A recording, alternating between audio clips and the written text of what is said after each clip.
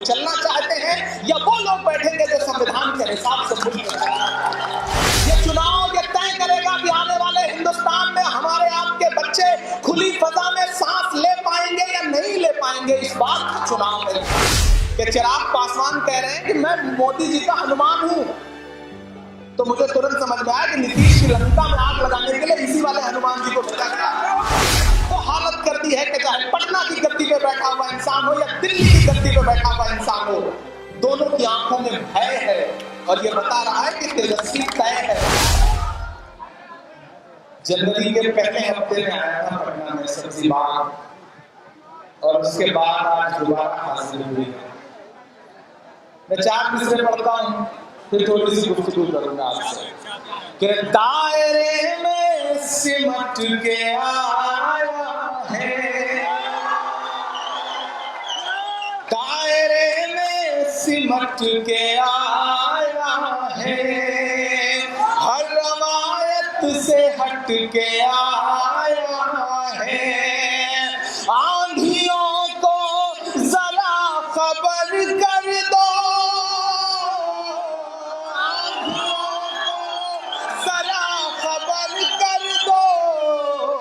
शेर वापस पलट गया, शेर वापस पलट के आया है। पटना वालों, आज एक खास मकसद के तहत आपके बीच आया।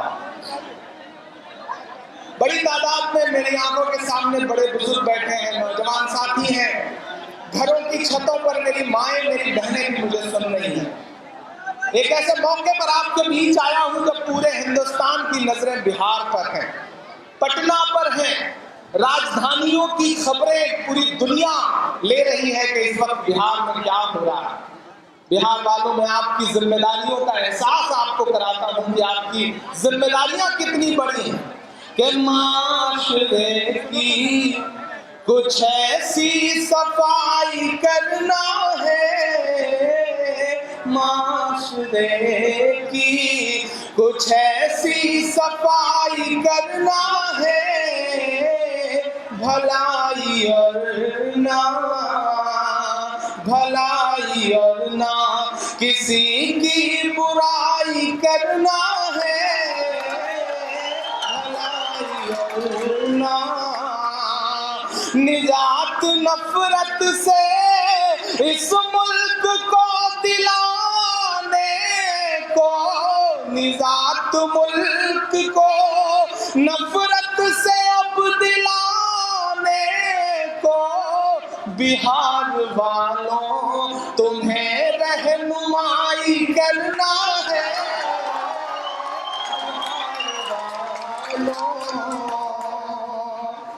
प्रवीण कुशवाहा साहब के लिए मैं आज इसलिए खड़ा हूं कि मैं इन्हें तब से जानता हूं जब जामिया के बच्चों पर, निहत्थे बच्चों पर, बच्चियों पर लाठियां बरसाई गई थी और पूरा देश जामिया की हिमायत में खड़ा हो रहा था।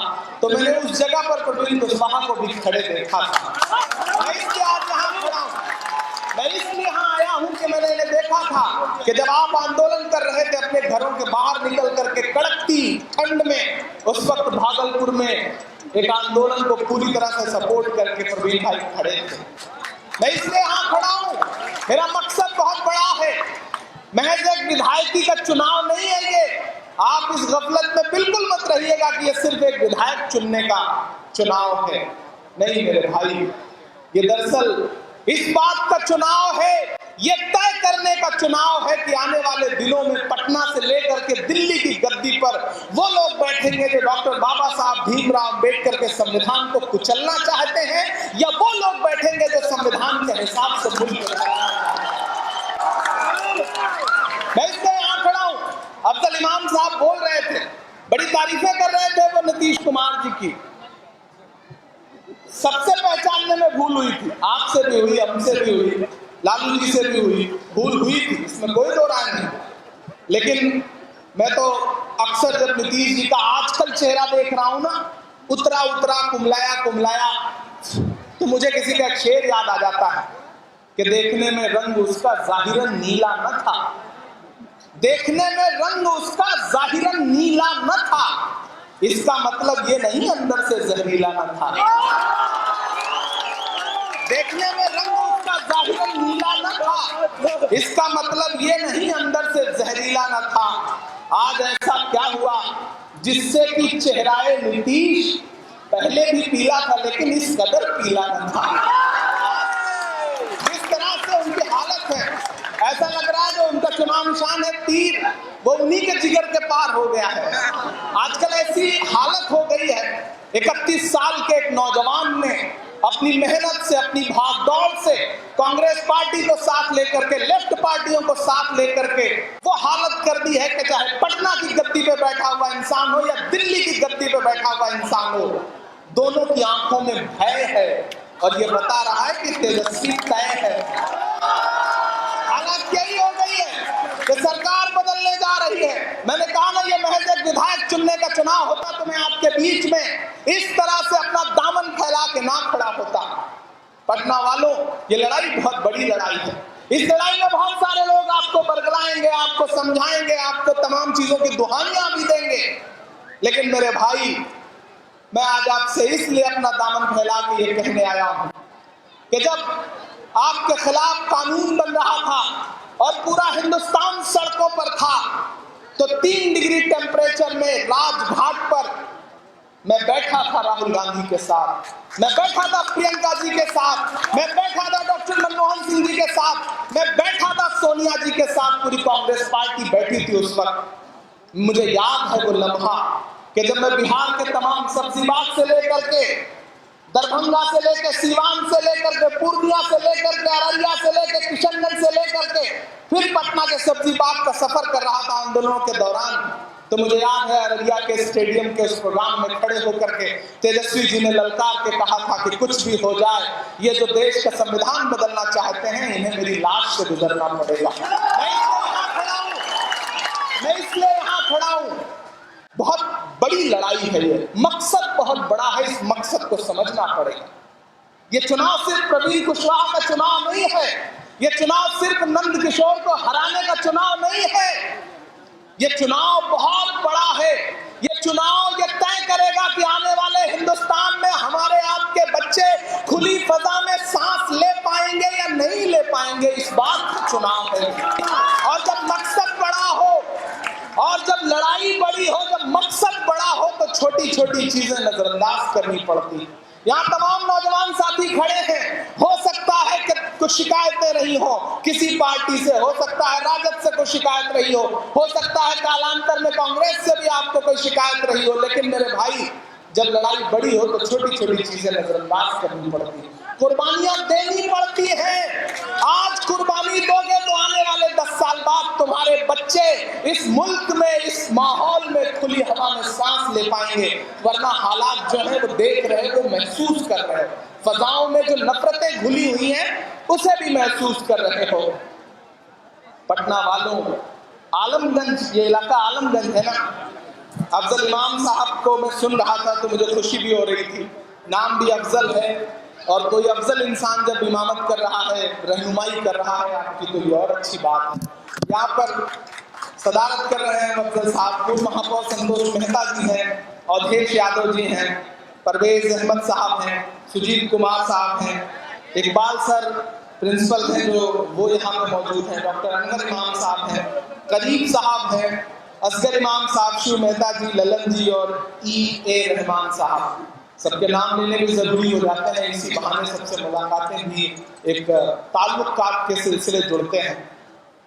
मैं आज गया था, वजीरगंज था और फिर आपके बीच हाजिर हुआ हूँ। कल 4-5 सभाओं में और रहूंगा। मेरे भाई, सितम की हद से गुजर कर तलाश करती है, सितम की हद से गुजर कर तलाश करती है, कोई बला हो मेरा घर तलाश करती है। खुदा के वास्ते शबनम की पेशकश ना करो, हमारी प्यास समंदर तलाश करती है। 3 तारीख को जब ईवीएम की कतारों में खड़े होकर के वोट डालने के लिए, ईवीएम की बटन दबाने के लिए हाथ के पंजे की बटन दबा रहे होंगे, तो आप एक विधायक नहीं चुन रहे होंगे, आप पटना की गद्दी के लिए मुख्यमंत्री चुनने जा रहे हैं। आपका दिया गया एक एक वोट तेजस्वी को वापस लाएगा। लालू जी की 9 तारीख को जमानत होनी है, 10 तारीख को रिजल्ट आना है। अगर चूक गए तो वो जो दिल्ली में बैठे हैं वो बड़े खुराफाती लोग हैं, वो कोई भी बदमाशी कर सकते हैं, ऐसी भी बदमाशी कर सकते हैं कि लालू जी को जेल से बाहर ना आने दें। तो आपसे गुजारिश कर रहा हूं कि कोई गलती मत करिएगा। एक एक मौजूद यहाँ में एक एक नौजवान आज से प्रवीण कुशवाहा बन के चुनाव लड़ेगा। अकेले ये चुनाव नहीं जीत सकते, अकेले कोई चुनाव नहीं जीत सकता। आपको महागठबंधन के लिए आज से प्रचार करना पड़ेगा। मैं अपना दामन फैला के आपसे कह रहा हूं, और ये बात इसलिए कह रहा हूं कि बड़े शातिर लोगों से पाला पड़ा है, ऐसे शातिर लोगों से पाला पड़ा है कि एक ऐसी बीमारी जिसका आज तक दुनिया में कोई इलाज बना ही नहीं, उसकी भी वैक्सीन बांट रहे हैं। भाजपा ही कह रहे हैं कि वैक्सीन देंगे फ्री में। अरे भाई, वैक्सीन बांट के वोट मांग रहे हो या फिरौती मांग रहे हो? लेकिन मैंने तो आज ट्वीट किया था कि नरेंद्र मोदी जी, बिहार की फजाएं बता रही हैं कि इस बार न कोई वैक्सीन काम आएगी, न ईवीएम मशीन काम आएगी। बिहार बदलने जा रहा है, बिहार बदलने जा रहा है। और नीतीश जी इस बार फंस गए। नीतीश जी को मोदी जी ने निपटाने का पूरा प्लान बना लिया है। कहने के लिए गठबंधन है उनका। आप इस बात को इस तरह समझिए कि चिराग पासवान कह रहे हैं कि मैं मोदी जी का हनुमान हूं, तो मुझे तुरंत समझ में आया कि नीतीश की लंका में आग लगाने के लिए इसी वाले हनुमान जी को भेजा गया। यही हो रहा है। घर को लगेगी आग घर के चिराग से, आप देख लीजिएगा। इसीलिए चिराग जी छोड़े गए हैं, क्योंकि भाजपा का मकसद, नीतीश जी ने अब तक बहुत बार पलटी मारी, बहुत बार चालाकियां दिखाई, लेकिन नीतीश बाबू इस बार फंस गए। और उनको हाय मारेगी उन मजदूरों की, उन गरीबों की, उन पैदल चलते हुए लोगों की, जिनके लिए उन्होंने कहा था कि जहां हो वहीं रहो, बिहार में घुसने की इजाजत नहीं है। आपको याद होगा, और मैं बिहार को लगातार याद दिलाते हुए बिहार की सरकार से भी और दिल्ली की सरकार से भी ये कह रहा हूं कि ऐ हुकूमत तेरे सारे जुल्मों सितम, ऐ हुकूमत तेरे सारे जुल्मों सितम, याद रखेंगे हम, याद रखेंगे हम, लॉकडाउन के वो जानलेवा करम, याद रखेंगे हम, याद रखेंगे हम, तेरे सारे जुल्मों सितम, याद रखेंगे हम, याद रखेंगे हम। अपने माँ बाप घर बार से दूर थे, अपने माँ बाप घर बार से दूर थे, जुर्म ये था बिहारी थे मजदूर थे, जुर्म ये था बिहारी थे मजदूर थे, पेट खाली था भूख से चूर थे, फिर भी पैदल ही चलने को मजबूर थे, के दिल में थी बेबसी आँख आंसू से नम, याद रखेंगे हम, याद रखेंगे हुकूमत तेरे सारे जुल्मों सितम, याद रखेंगे हम, याद रखेंगे हम। एक बंद पढ़ता हूं, जब गुजरात से मार मार के भगाया जा रहा था, जब उत्तर प्रदेश में भाजपा की, योगी आदित्यनाथ की पुलिस मुर्गा बना के लाठियां बरसा रही थी, मैं उन मंजरों का गवाह हूं, क्योंकि हम लोग लगातार खिदमत कर रहे थे, प्रवासी मजदूर जो आ रहे थे उनकी। तब मैंने जो देखा था उसे लफ्जों में पिरोने की कोशिश की है कि रास्ते भर में हमको सताया गया, रास्ते भर